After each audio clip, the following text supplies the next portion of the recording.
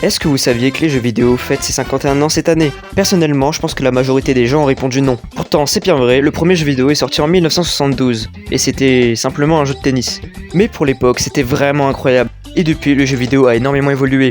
Durant l'histoire, plusieurs jeux vidéo ont marqué leur époque en instaurant de nouvelles mécaniques. Et voici donc 5 jeux qui ont changé les jeux vidéo. Si je vous montre ça, vous allez sûrement penser aux jeux de plateforme. Ce genre de jeu simple où l'on ne doit pas réellement réfléchir et qui plaît à peu près à tout le monde. Mais si on remonte dans le temps, avant de ressembler à ça, ce jeu c'était Super Mario Bros. Sorti en 1985 sur la NES, ce jeu a totalement révolutionné le jeu vidéo.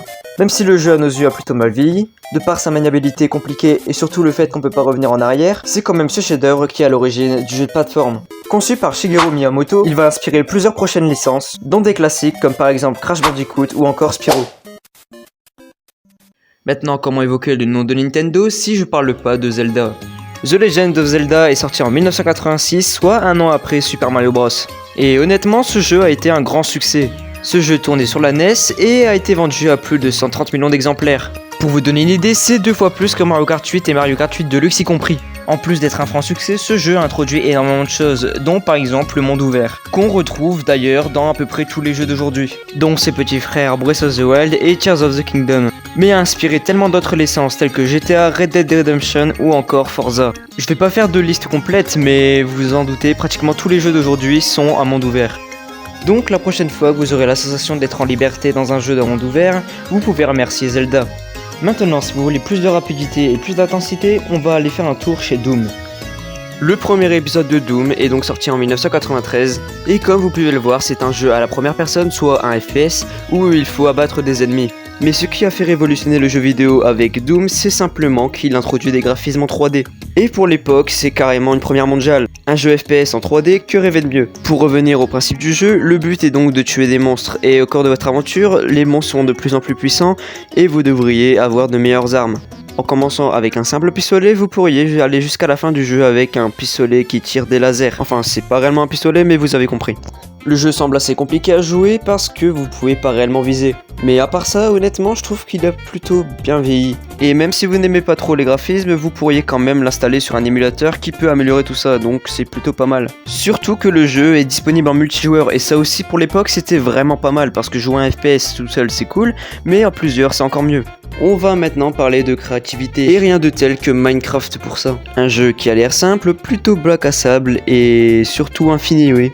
Parce que sur ce jeu, vous pourriez juste créer votre histoire, faire le jeu à votre manière, tout seul ou avec des amis. C'est un jeu plutôt récent, mais malgré ça, il a quand même changé le monde du jeu vidéo. Je sais que ce que je viens de dire est source de débat, mais personnellement, je trouve que ce jeu a totalement changé la vision du monde créatif et bac à sable. Plus sérieusement, le jeu est sorti le 18 novembre 2011 et a connu un très grand succès. Déjà grâce au jeu qu'il est et surtout grâce à YouTube, avec par exemple d'énormes youtubeurs francophones qui jouaient à ce jeu. Mais ce qui rend ce jeu encore plus fou, c'est que beaucoup de fans font des mods, qui peut potentiellement ajouter des armes ou par exemple des véhicules. Mais revenons à la base du jeu. Le but ici est de simplement tuer le dragon. Mais pour cela, il vous faudra passer par plein de chemins, récolter plein de ressources pour pouvoir enfin y arriver. Et c'est pour ça que je trouve ce jeu super intéressant. Parce qu'en atterrissant dans une forêt, vous vous dites pas qu'à la fin du jeu, on sera en train de combattre un dragon.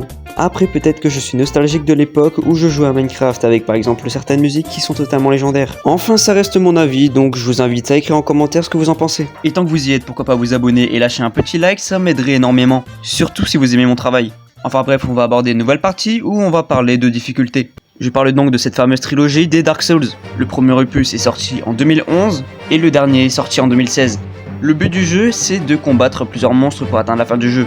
Ce qui paraît sur le papier très simple, mais c'est l'un des jeux les plus compliqués. Pour vaincre plusieurs boss, il vous faudra connaître par cœur leurs patterns, puis ensuite les réaliser plusieurs fois, pour avoir peut-être la chance de les vaincre. Donc c'est un jeu sur lequel vous pouvez passer plusieurs heures sur le même boss, casser potentiellement plusieurs manettes, et à la fin y arriver, et donc avoir un sentiment de victoire. De plus, le jeu est encore d'actualité, parce que plusieurs streamers essayent par exemple de finir la trilogie sans mourir une seule fois. Ce qui peut, comme vous pouvez le comprendre, prendre plusieurs heures, mois, même années. Sachant que le speedrun est encore pratiqué sur ce jeu. Malgré qu'à première vue, ce jeu n'a pas l'air simple à speedrun. Certains adorent se donner des défis et d'ailleurs je vous le conseille si c'est le cas. Donc cette fameuse trilogie a introduit la mécanique de la difficulté et de l'acharnement. Sinon le jeu a très bien vieilli puisqu'il est plutôt récent et est même disponible sur plusieurs émulateurs. On pourrait croire maintenant que les mécaniques des jeux vidéo ont tout été dévoilées et tout été utilisé.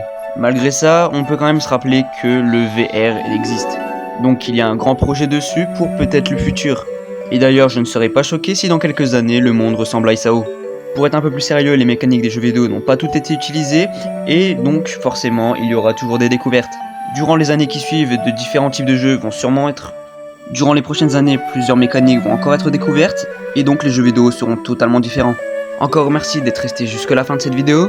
C'était Zone, et je vous laisse pour une prochaine vidéo.